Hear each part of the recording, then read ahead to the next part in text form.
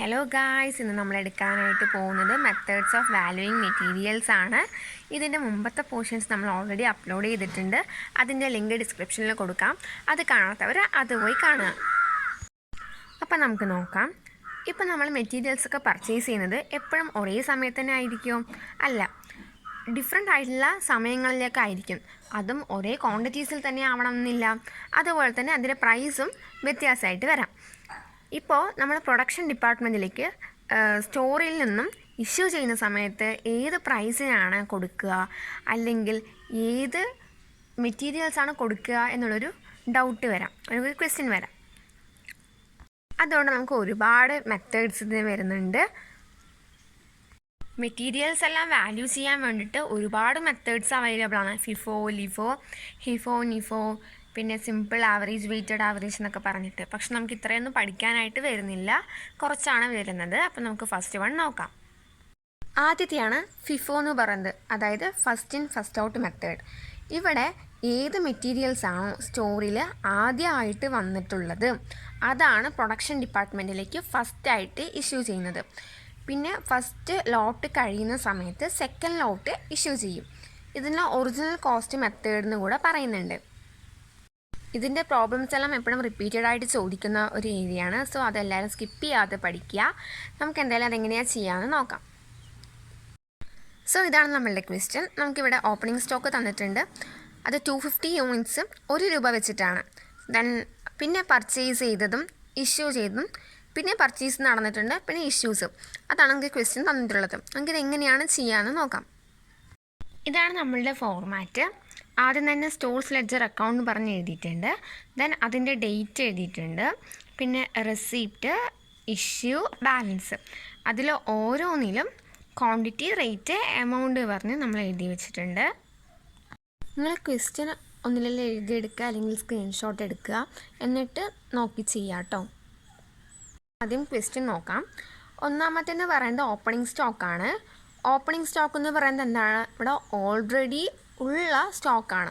So നമുക്കിവിടെ റെസിപ്റ്റോ ഇഷ്യോ അല്ല ഉള്ളത്. സോ നമ്മൾ ബാലൻസ് കോളത്തിലാണ് എഴുതേണ്ടത്. എത്ര യൂണിറ്റ്സ് എന്നാണ് പറയുന്നത്? 250. ഇപ്പോൾ ക്വാണ്ടിറ്റീൻ്റെ അവിടെ 250 എന്ന് എഴുതുക. റേറ്റ് 1 രൂപ വെച്ച്. ഇത് രണ്ടും മൾട്ടിപ്ലൈ ചെയ്തിട്ട് ഇവിടെ എഴുതുക. അപ്പോൾ 250 തന്നെ വരുമല്ലോ. ഇനി അടുത്തതാണ് പർച്ചേസ് ചെയ്തു. 3-ാം തീയതിക്കാണ് പറയുന്നത്. സോ നമുക്ക് അടുത്ത ഡേറ്റ് എഴുതാം, 3-ാം തീയതിക്ക്. പർച്ചേസ് പറയുമ്പോൾ എന്താണ്? നമുക്ക് റെസിപ്റ്റ് കിട്ടുകയാണ്, സ്റ്റോറിലേക്ക് വരുന്നതാണ്. സോ അതിൻ്റെ ക്വാണ്ടിറ്റി എന്ന് പറയുന്നത് 100 ക്വാണ്ടിറ്റീൻ്റെ അവിടെ 100. റേറ്റ് വന്നിട്ട് 1.05. എമൗണ്ട് ഇത് രണ്ടും മൾട്ടിപ്ലൈ ചെയ്ത് എഴുതുക. That is 105. ഇവിടെ ബാലൻസിന് എത്രയാണ് ഉള്ളത്? ആദ്യം സ്റ്റോറിൽ ഒരു 250 ഉണ്ടായിരുന്നു. അതിൻ്റെ കൂടെ ഇപ്പോൾ പുതിയതായിട്ട് 100 കൂടെ വന്നു. അപ്പോൾ ബാലൻസ് നമ്മൾ എങ്ങനെ എഴുതുമെന്ന് വെച്ചാൽ, ഫസ്റ്റ് ലോട്ട് 250 ആണല്ലോ. 250 ഇതെല്ലാം അതേപോലെ തന്നെ എടുത്ത് എഴുതിയാൽ മതി. ദെൻ പുതിയതായിട്ട് വന്നത് 100 ഇതാണല്ലോ. അപ്പോൾ ഇതും അതുപോലെ തന്നെ എടുത്ത് എഴുതുക. ഇനി അടുത്തത് നോക്കുകയാണെങ്കിൽ വീണ്ടും പർച്ചേസാണ് വരുന്നത്. 5-ാം തീയതിക്കാണ് വരുന്നത്. സോ 5 കൊടുക്കുക. പർച്ചേസ് ചെയ്യുന്നത് 200 യൂണിറ്റ്സും സെയിം എമൗണ്ടാണ് വരുന്നത്. നമുക്കിവിടെ എഴുതാം 200. റേറ്റ് സെയിം ആണ്. 210 ആണ് വരുന്നത്.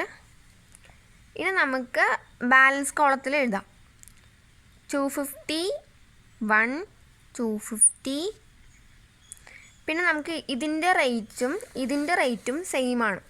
അതുകൊണ്ട് നമുക്ക് കുഴപ്പമില്ല. അപ്പോൾ ഇത് ക്വാണ്ടിറ്റീൻ്റെ രണ്ടും കൂടെ ആഡ് ചെയ്യുക. അപ്പോൾ 300 കിട്ടും. ഈ റേറ്റ് സെയിം ആണെങ്കിൽ അടുത്തടുത്തിട്ടാണ് വരുന്നതെങ്കിൽ നമുക്ക് ഇങ്ങനെ എഴുതാവുന്നതേ ഉള്ളൂ. 1.05, 315. ഇനി അടുത്തത് 7-ാം തീയതിയാണ് വരുന്നത്. 7-ാം തീയതിക്ക് ഇഷ്യൂ ആണ് ചെയ്യുന്നത് 400 യൂണിറ്റ്സ്. സോ നമ്മൾ 7-ന് ഡേറ്റ് കൊടുത്തു. അത് പോകുന്നത് കൊണ്ട് തന്നെ നമ്മൾ ഇഷ്യൂ കോളത്തിൽ വേണം എഴുതാനായിട്ട്. അപ്പോൾ ഇത് ഫിഫോ ആയതുകൊണ്ട് തന്നെ ഏതാണോ ഫസ്റ്റ് വന്നിട്ടുള്ളത് അതിൽ നിന്ന് വേണം ഫസ്റ്റ് എടുക്കാനായിട്ട്. ഇവിടെ ഫസ്റ്റ് വന്നിട്ടുള്ളത് 250 ആണല്ലോ. അപ്പോൾ നമ്മൾ ഈ ലോട്ട് അങ്ങനെ തന്നെ ഇവിടെ എഴുതി. കാരണം 400 യൂണിറ്റ്സ് വേണം. ഈ 250 ഇതിൽ 250 ഉള്ളൂ. അപ്പോൾ ഇത് പോരാലോ. ഇനി നമുക്ക് 400 ആവാൻ ഇതിന് എത്ര എടുക്കണം? 300ൽ നിന്നും 150 എടുത്താൽ മതി. അപ്പോൾ 150 ഇവിടെ എടുത്തു. റേറ്റ് ഇതേ തന്നെയാണ്. ഇത് എമൗണ്ട് ഇതല്ല വരിക. കാരണം എന്താണ്, ഇവിടെ ക്വാണ്ടിറ്റി വേറെ ആണല്ലോ, ഇവിടെ 150 ആണല്ലോ. അപ്പോൾ 150 ഇത് രണ്ടും മൾട്ടിപ്ലൈ ചെയ്തിട്ട് ഇവിടെ എഴുതാം. ഇനി നമുക്ക് ബാലൻസ് ഏതിലാണ് എഴുതേണ്ടത്? 250യുടെ നമ്മൾ ഓൾറെഡി എടുത്തതാണ്, നമുക്കതിൽ വരില്ല. ഈ 300ൽ 150 നമ്മളെടുത്തു. സോ ബാലൻസ് എത്ര ഉണ്ടാവുള്ളൂ? 300ൽ നിന്ന് 150 പോയാൽ ബാലൻസ് 150. റേറ്റ് ഇതേ തന്നെയാണല്ലോ, 1.05, 157.50. ഇനി അടുത്തത് 10-ാം തീയതിക്ക് പർച്ചേസ് ചെയ്യുന്നുണ്ട് 400 യൂണിറ്റ്സ് 1.20 വെച്ചിട്ട്. സോ നമുക്ക് ഡേറ്റ് എഴുതാം, 10 കൊടുക്കാം. കിട്ടുന്നതുകൊണ്ട് റെസിപ്റ്റിൽ 400 യൂണിറ്റ്സ് 1.20 വെച്ചിട്ട് 480 ആയിരിക്കും. രണ്ട് മൾട്ടിപ്ലൈ ചെയ്ത് ഇവിടെ എഴുതുക. നമുക്ക് പർച്ചേസ് ആകുമ്പോൾ ഇവിടെ പ്രത്യേകിച്ച് ഒന്നും വരുന്നില്ല. ഈ ലോട്ട് നമുക്ക് അതേപോലെ തന്നെ താഴെ എഴുതി, കാരണം ഇത് ഓൾറെഡി ഉള്ളതാണല്ലോ. 1.05, 157.50. അതിൻ്റെ താഴെ ഇത് എഴുതുക. ഇത് സെക്കൻഡായിട്ട് ഇപ്പോൾ വന്നതാണല്ലോ. 1.20 ഇത് മൾട്ടിപ്ലൈ ചെയ്ത എമൗണ്ട് 480. ഇനി അടുത്തതായിട്ട് 12-ാം തീയതിക്ക് ഇഷ്യൂ ചെയ്യുന്നുണ്ട്. സോ നമുക്ക് 12 ഡേറ്റ് കൊടുക്കാം. ഇഷ്യൂ കോളത്തിൽ 150 യൂണിറ്റ്സ് ആണ് ഇഷ്യൂ ചെയ്യുന്നത്. ഫസ്റ്റ് ലോട്ട് അങ്ങനെ എടുക്കാൻ പറ്റും, കാരണം 150 ആണല്ലോ ഇവിടെ ക്വാണ്ടിറ്റി പറയുന്നത്. നമുക്ക് ആ 150 അങ്ങനെ കൊടുക്കാനായിട്ട് പറ്റും. സോ 150, 1.05 അതിൻ്റെ എമൗണ്ട് 157.50. ബാലൻസ് അപ്പം എന്തായിരിക്കും വരിക? ഇത് മുഴുവനായിട്ട് പോയി.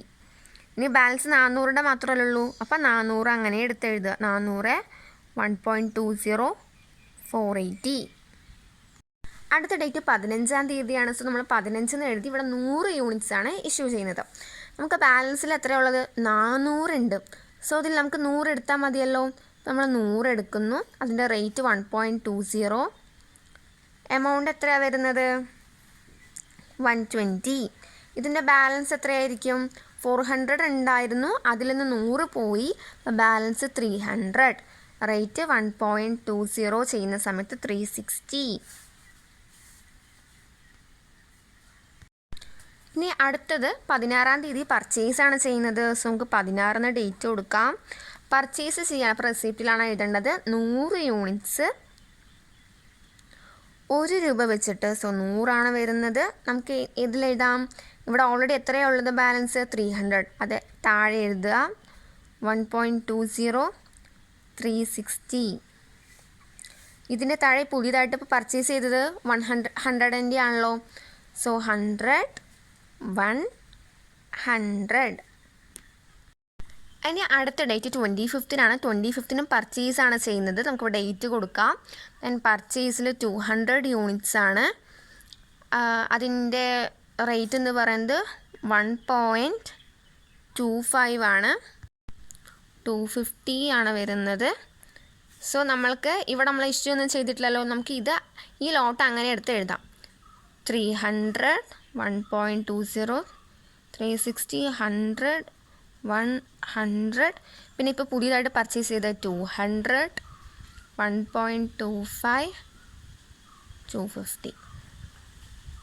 ഇനി അടുത്തത് 31-ാം തീയതിയാണ് ഇഷ്യൂ ചെയ്യുന്നത്. സോ നമ്മൾ 31 ഡേറ്റ് കൊടുത്തു. 300 യൂണിറ്റ്സ് ആണ് ഇഷ്യൂ ചെയ്യുന്നത്. ഇവിടെ നമുക്ക് നോക്കാം. ഫസ്റ്റ് ഏതാണ്? 300 തന്നെയാണ്. സോ നമുക്കിത് അങ്ങനെ എടുത്ത് എഴുതാവുന്നതേ ഉള്ളൂ. ഇഷ്യൂ ചെയ്യുമ്പോൾ 300, 1.20, 360. അപ്പം നമുക്കിത് ഇത് പോയി. ഇനി ബാലൻസ് 100 ഉണ്ട്. 100. ദെൻ അടുത്ത് 200, 1.25, 250. നമുക്ക് ക്ലോസിംഗ് സ്റ്റോക്കിൻ്റെ വാല്യൂ ആണ് കണ്ടുപിടിക്കേണ്ടത്. സോ നമുക്ക് ലാസ്റ്റ് ബാലൻസ് നോക്കാം. ഈ ബാലൻസ് നമുക്ക് അങ്ങനെ ഇവിടെ എഴുതാം. ദെൻ ഇത് രണ്ടും കൂടെ ആഡ് ചെയ്യുന്ന സമയത്ത് നമുക്ക് 300 യൂണിറ്റ്സ് ആണ് കിട്ടുന്നത്. എമൗണ്ട് 350 ആണ് കിട്ടുന്നത്. ഇങ്ങനെയാണ് നമുക്ക് ക്ലോസിംഗ് സ്റ്റോക്കിൻ്റെ വാല്യൂ കണ്ടുപിടിക്കുന്നത്. ഇത്രയേ ഉള്ളൂ. എല്ലാവർക്കും മനസ്സിലായെന്ന് വിചാരിക്കുന്നു. എന്തെങ്കിലും ഡൗട്ട് ഉണ്ടെങ്കിൽ കമൻറ്റ് ചെയ്യുക. ദെൻ അടുത്തൊരു ക്വസ്റ്റ്യനാണിത്. ഇത് ഞാൻ ജസ്റ്റ് പറഞ്ഞു തരാം, നിങ്ങൾ ചെയ്ത് നോക്കുക. ഫസ്റ്റ് തന്നെ ബാലൻസ് തന്നിട്ടുണ്ട്. സോ നമുക്കത് ഓപ്പണിംഗ് സ്റ്റോക്കായിട്ട് ബാലൻസിലാണ് കാണിക്കേണ്ടത്. ദെൻ നമ്മൾ ഇഷ്യൂ ചെയ്യുന്നുണ്ട് 250 യൂണിറ്റ്സ്. 500-ൽ നമുക്ക് 250 എടുക്കാവുന്നതേ ഉള്ളൂ. അടുത്തതാണ് 200 യൂണിറ്റ്സ് പർച്ചേസ് ചെയ്തു എന്നുള്ളത്. ഇത് നമുക്ക് റെസിപ്റ്റ്സ് ആയിട്ട് കാണിച്ചാൽ മതി. അടുത്തത് return to stores 15 units issued on 6th June. നമ്മൾ 6-ാം തീയതിക്ക് പ്രൊഡക്ഷൻ ഡിപ്പാർട്ട്മെൻറ്റിലേക്ക് അയച്ച 15 യൂണിറ്റ്സ് മെറ്റീരിയൽസ് നമുക്ക് സ്റ്റോറിലേക്ക് തിരിച്ച് വന്നിട്ടുണ്ട് എന്നാണ് പറയുന്നത്. അപ്പോൾ നമ്മൾ എന്താ ചെയ്യേണ്ടതെന്ന് വെച്ചാൽ റെസിപ്റ്റ് സൈഡിലാണ് കാണിക്കേണ്ടത്. എന്തെന്നാൽ ഇവിടെ നമ്മൾക്ക് തിരിച്ച് വന്നതുകൊണ്ട് തന്നെ നമുക്ക് സ്റ്റോറിലേക്ക് റെസിപ്റ്റ് ആണല്ലോ. അതുകൊണ്ട് നമുക്ക് റെസിപ്റ്റ് സൈഡ് 15 യൂണിറ്റ്സ് കാണിക്കാം. റേറ്റ് വന്നിട്ട് 6th ജൂണിൽ എത്ര എമൗണ്ടിനാണോ റേറ്റിനാണോ നമ്മൾ ഇഷ്യൂ ചെയ്തിട്ടുള്ള ആ എമൗണ്ടാണ് 15 യൂണിറ്റ്സിൻ്റെ എമൗണ്ടായിട്ട് കാണിക്കേണ്ടത്. പിന്നെ ബാക്കിയുള്ളതെല്ലാം നമ്മൾ പഠിച്ചതാണ്, ഇഷ്യൂ ചെയ്യുന്നതും പർച്ചേസ് ചെയ്യുന്നതും. സോ നിങ്ങൾ ചെയ്ത് നോക്കുക. പിന്നെ ഒന്ന് വരുന്നതാണ് return to vendor 50 units purchase on 24th June. നമ്മൾ 24 ജൂണിന് പർച്ചേസ് ചെയ്ത 50 യൂണിറ്റ്സ് നമ്മൾ വെൻഡർക്ക് തിരിച്ചു കൊടുത്തു എന്നുള്ളത്. അപ്പോൾ നമ്മളിവിടെ കാണിക്കേണ്ടത് സ്റ്റോറിൽ നിന്നും പോയി എന്നാണല്ലോ ഉദ്ദേശിക്കുന്നത്. അത് വെൻഡർക്ക് കൊടുത്തു പറയുമ്പോൾ അത് പോയി, ഇഷ്യൂ ചെയ്തു. അപ്പോൾ അത് 50 യൂണിറ്റ്സാണ് കാണിക്കേണ്ടത്. റേറ്റ് എന്ന് പറഞ്ഞത് 24 ജൂണിന് വാങ്ങിച്ച റേറ്റ് എത്രയാണോ അതാണ് കാണിക്കേണ്ടത്. പിന്നെ 30-ാം തീയതി പറയുന്നത് സ്റ്റോക്ക് ഓഡിറ്റ് ഷോയുടെ ഷോർട്ടേജ് ഓഫ് 10 യൂണിറ്റ്സ്. 10 യൂണിറ്റ്സിൻ്റെ ഷോർട്ടേജ് കാണിക്കുന്നുണ്ട് എന്ന് പറയുമ്പോൾ നമുക്കവിടെ ഇല്ല എന്നൊരു മീനിങ് ആണല്ലോ. സോ നമ്മളത് ഇഷ്യൂ ചെയ്തു എന്നൊരിതിലാണ് കാണിക്കേണ്ടത്. സോ നമ്മൾ 10 യൂണിറ്റ്സ് ഇഷ്യൂ ചെയ്തതായി കാണിക്കുക. പിന്നെ ഇത് റേറ്റ് വന്നിട്ട് ഫിഫോ ആയതുകൊണ്ട് തന്നെ ഏറ്റവും ഫസ്റ്റ് ആ ബാലൻസിൽ ഏറ്റവും ഫസ്റ്റ് എത്ര റേറ്റ് ആണോ കാണിക്കുന്നത് ആ റേറ്റാണ് നമ്മളെടുത്ത് ചെയ്യേണ്ടത്. നമ്മളിന്ന് 2 ക്വസ്റ്റ്യൻസാണ് ചെയ്തിട്ടുള്ളത്. ആ 2 ക്വസ്റ്റ്യൻസ് ഒന്ന് ചെയ്ത് നോക്കുക. എന്തെങ്കിലും ഡൗട്ട്സ് ഉണ്ടെങ്കിൽ കമൻറ്റ് ചെയ്യുക. ഇത് എപ്പോഴും റിപ്പീറ്റഡ് ആയിട്ട് ചോദിക്കുന്ന ഒരു ഏരിയയാണ്. ഇതുപോലത്തെ ക്വസ്റ്റ്യൻസൊക്കെ ചോദിക്കാറുണ്ട്. സോ എല്ലാവരും നന്നായിട്ട് പഠിക്കുക. മനസ്സിലായെന്ന് വിചാരിക്കണം. ഇല്ലെങ്കിൽ കമൻറ്റ് ചെയ്താൽ മതി. Thank you.